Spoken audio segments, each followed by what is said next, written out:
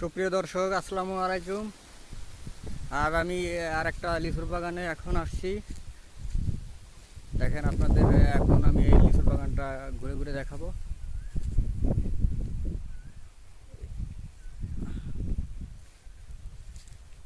দেখেন দেখেন লিচু, মাশাআল্লাহ গাছটা মোটামুটি ভালোই ধরছে। এবার যদিও লিচুর অনেক ফলন কম, তারপরেও মোটামুটি এই গাছটায় কিছু কিছু গাছে মোটামুটি ধরছে। তবে অন্যান্য বার এর থেকেও বেশি ধরে এইসব গাছে। অতিরিক্ত খরার কারণে এবার ফলন কম হওয়া সত্ত্বেও মোটামুটি এই গাছটায় মাশাআল্লাহ ভালোই ধরছে লিচু। কিন্তু লিচুর যে আসলে এই সমস্যা, অতিরিক্ত খরার কারণে লিচু যে ফাইটে যা পরিপক্ক হওয়ার আগে, এগুলো আসলে প্রতিটা গাছেই আমি যতটা গাছ ঘুরে ঘুরে দেখলাম সব একই অবস্থা। একটাই দেখেন, এই যে একটা দাগি হয়ে গেছে, খরার কারণে শুকায় গেছে। এক সাইড শুকায় গেছে, এক সাইড ভালো আছে। বয়স এখন এগুলা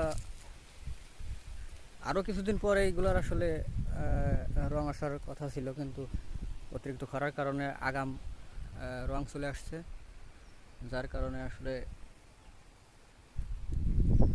এই লিচুটা আসলে অতটা বড় হয় নাই, ভিতরে গোশটাও পরিপক্ক হয় নাই, তার আগেই কালার চলে আসছে। দেখেন